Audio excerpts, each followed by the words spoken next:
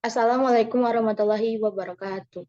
Yang terhormat Bapak Riko Adriel MSI selaku dosen pengampu mata kuliah radiobiologi dan rekan-rekan semuanya.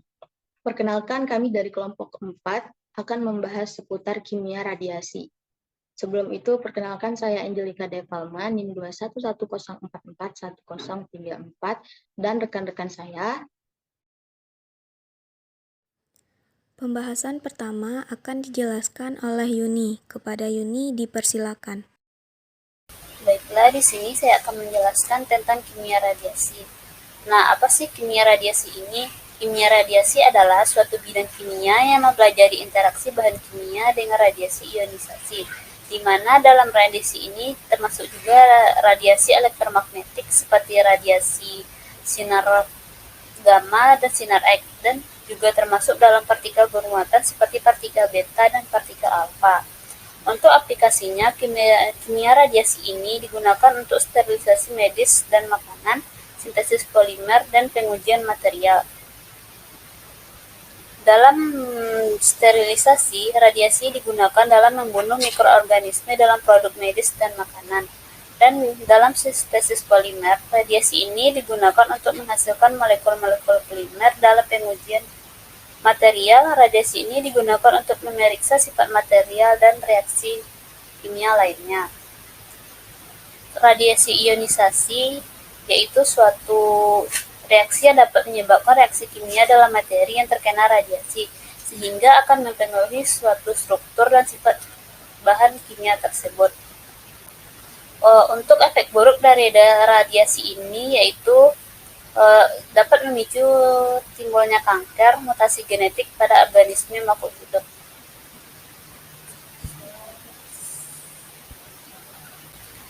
Materi selanjutnya yaitu sifat stokastik transfer energi. Yang pertama yaitu persamaan daya Henty-Bach-Blot.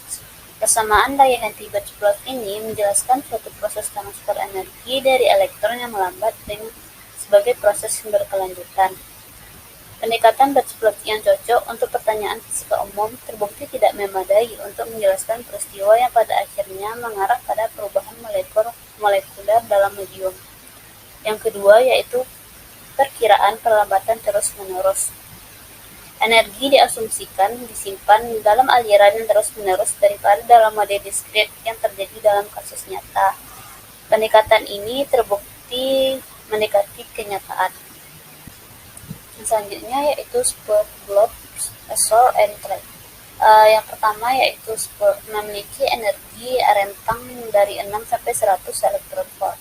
Pengertiannya yaitu struktur kecil yang dihasilkan oleh suatu partikel ionisasi ketika berinteraksi dengan molekul di sekitarnya.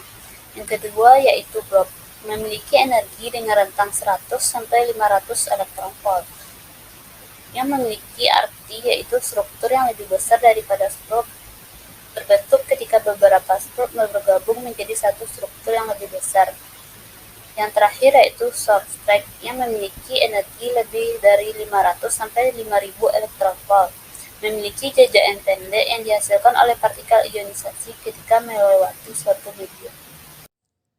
Materi selanjutnya akan dijelaskan oleh Vidya. Kepada Vidya dipersilakan. Sebelumnya perkenalkan, nama saya Vidya Al-Ainanda dengan NIM 21104411026. Di sini saya akan menjelaskan tentang kimia radiasi. Pembahasan pertama adalah produk utama radiolisis air.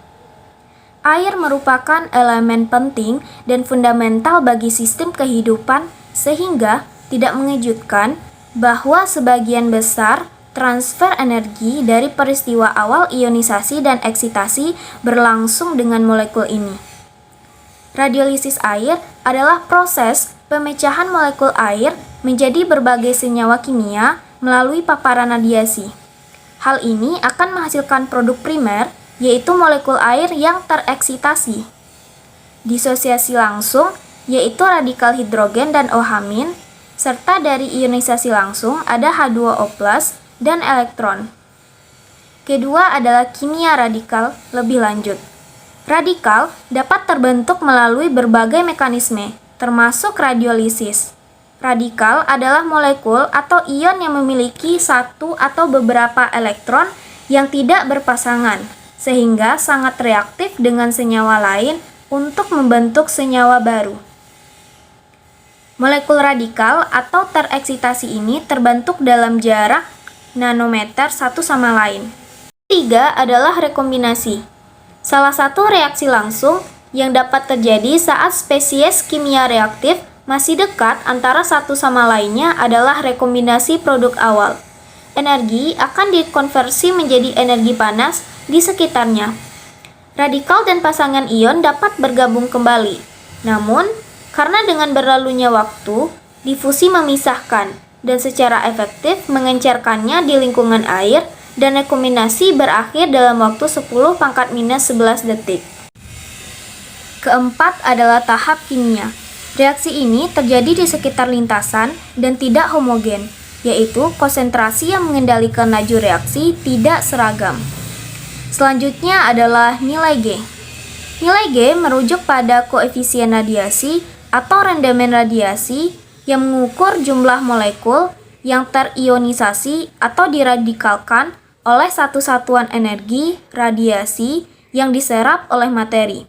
Satuan untuk nilai G adalah mol per joule atau mol per kilogram. Contoh nilai G dalam beberapa partikel pengion adalah elektron 2,6, radikal hidrogen 0,6, radikal hidroksil 2,6, dan sebagainya. Selanjutnya adalah reaksi di lintasan. Scavengers memiliki peran penting dalam menghambat kerusakan disebabkan oleh radikal bebas. Karena radikal bebas dapat merusak sel, jaringan, dan organ dalam tubuh. Scavengers akan berinteraksi dengan radikal, membentuk senyawa yang stabil dengan radikal tersebut. Selanjutnya adalah dosimeter Freaky.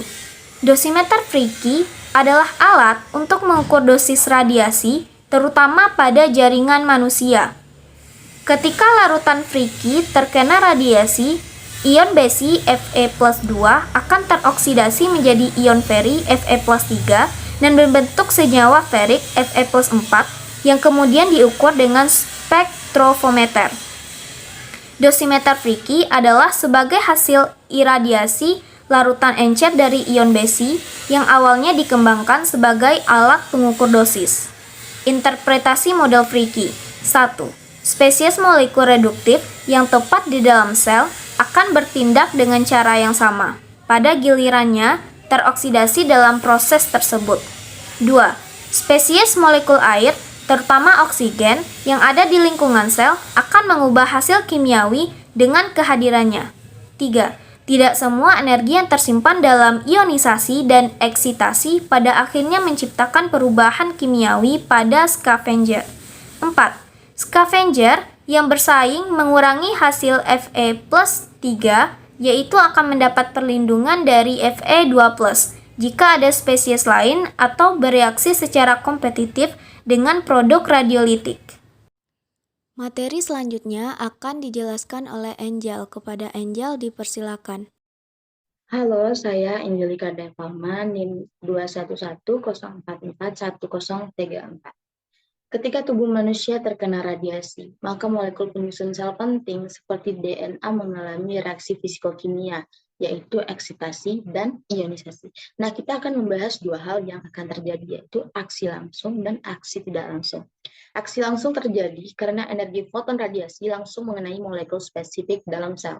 DNA merupakan salah satu target utama radiasi ionisasi, baik sel somatik maupun sel genetik. Kerusakan spesifik di dalam sel DNA ini mengakibatkan ketidakmampuan menyampaikan informasi, replikasi yang abnormal, kematian sel, ataupun hanya kerusakan sementara yang dapat diperbaiki oleh DNA. Nah, aksi selanjutnya yaitu aksi tidak langsung. Karena 80% tubuh manusia terdiri dari air, sehingga interaksi radiasi dengan molekul-molekul air di dalam sel berlangsung terlebih dahulu. Kemudian efeknya mengenai molekul-molekul organik yang penting. Akibat interaksi ini, terjadi proses ionisasi atau eksitasi atom dalam sel yang bisa menyebabkan terjadinya perubahan struktur kimiawi dari molekul DNA. Hal ini menyebabkan perubahan yang berat dari struktur kromosom. Perubahan struktur kromosom kemungkinan menyebabkan kerusakan pada tingkatan tertentu dalam suatu organ.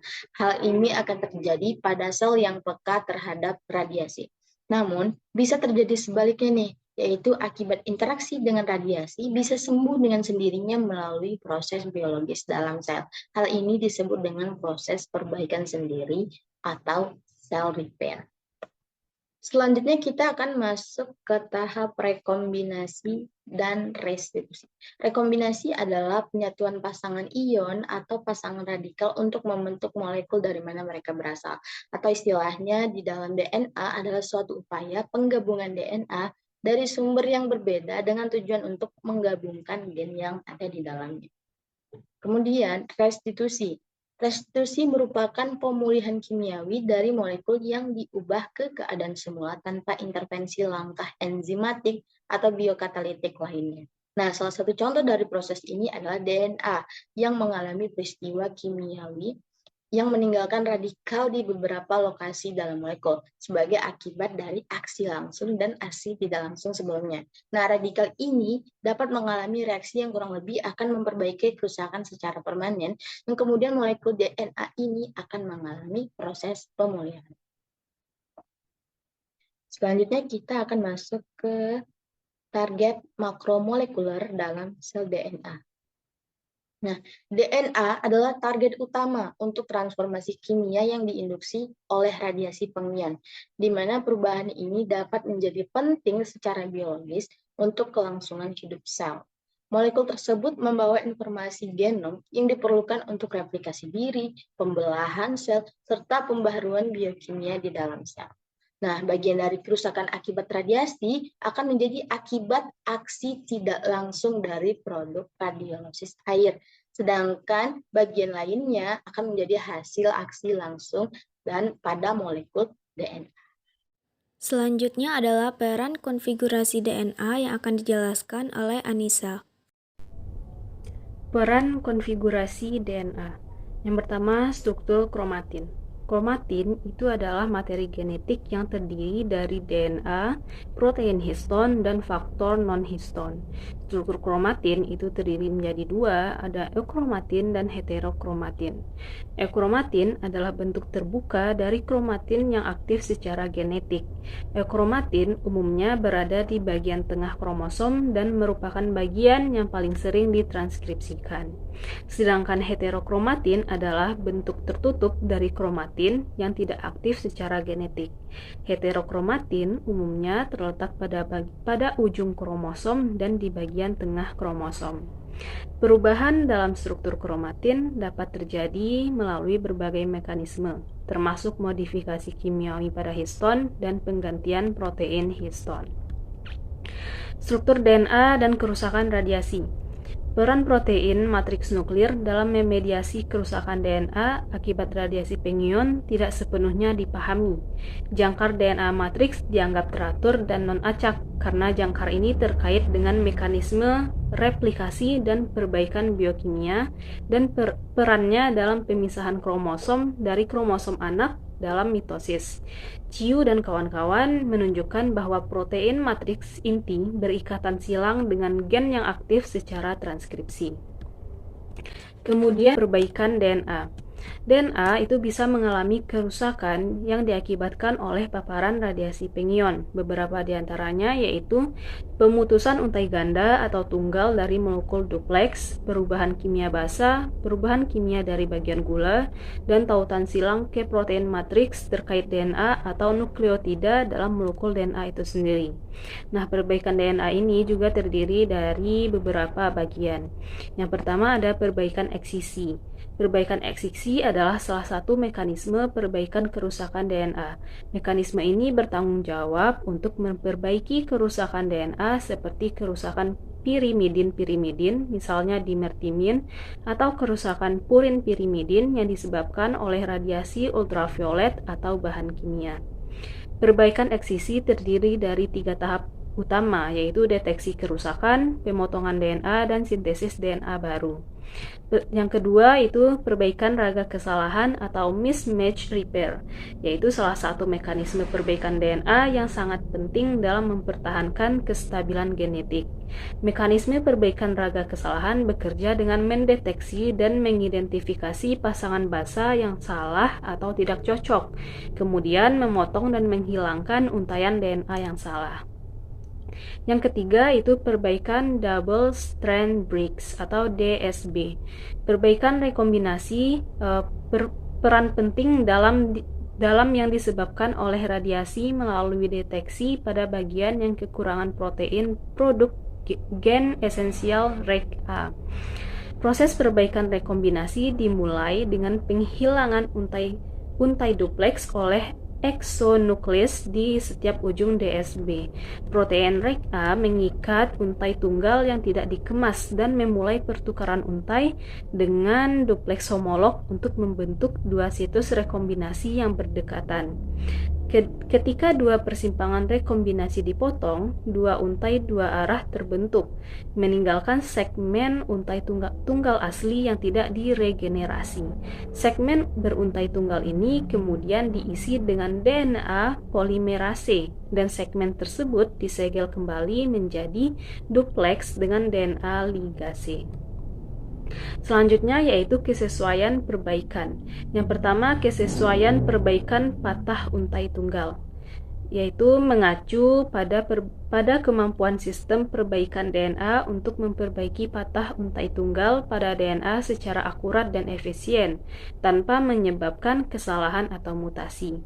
Patah untai tunggal pada DNA dapat terjadi karena berbagai faktor seperti radiasi atau oksidasi. Kemudian kesesuaian perbaikan rekombinasi. Sampai saat ini ada sedikit atau bahkan tidak ada informasi untuk memberikan perkiraan jumlah kesalahan perbaikan dalam penyatuan kembali DSB, kecuali yang disimpulkan dari tingkat mutasi letalitas. Lobrick dan kawan-kawan itu menjelaskan eksperimen untuk mengukur tingkat kesalahan penyatuan kembali DSB secara langsung.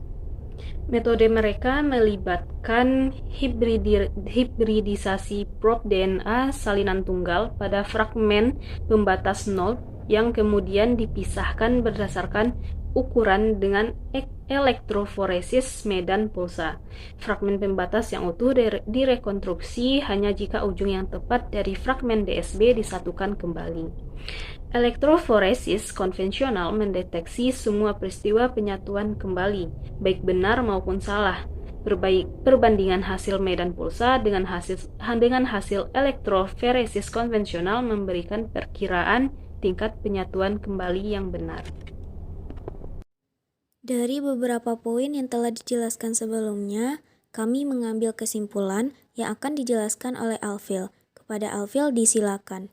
Nah, berdasarkan penjelasan materi dari teman-teman saya sebelumnya, dapat kita ambil beberapa kesimpulan. Yang pertama, kimia radiasi adalah cabang kimia yang mempelajari efek radiasi pada bahan kimia dan proses kimia yang melibatkan partikel atau energi radiasi. Yang kedua, dalam kimia radiasi, fokus utama adalah pada proses yang terjadi ketika partikel radiasi berinteraksi dengan materi, termasuk reaksi kimia, modifikasi struktur molekul, dan pengaruh pada sifat fisik dan kimia bahan. Yang ketiga, radiasi dapat digunakan untuk memodifikasi sifat bahan seperti mengubah sifat mekanik, termal, dan optiknya. Yang keempat, radiasi dapat memicu reaksi kimia, menghasilkan produk yang mungkin tidak dapat dicapai melalui proses kimia konvensional. Yang kelima, radiasi dapat membantu dalam sterilisasi dan pengawetan makanan serta dalam pengobatan kanker. Yang keenam, radiasi dapat memberikan informasi penting tentang struktur bahan melalui teknik seperti spektroskopi sinar X dan spektroskopi resonansi magnet nuklir. Yang ketujuh, penggunaan radiasi harus diatur dengan hati-hati untuk memastikan keamanan dan lingkungan serta untuk meminimalisir efek samping pada manusia dan lingkungan.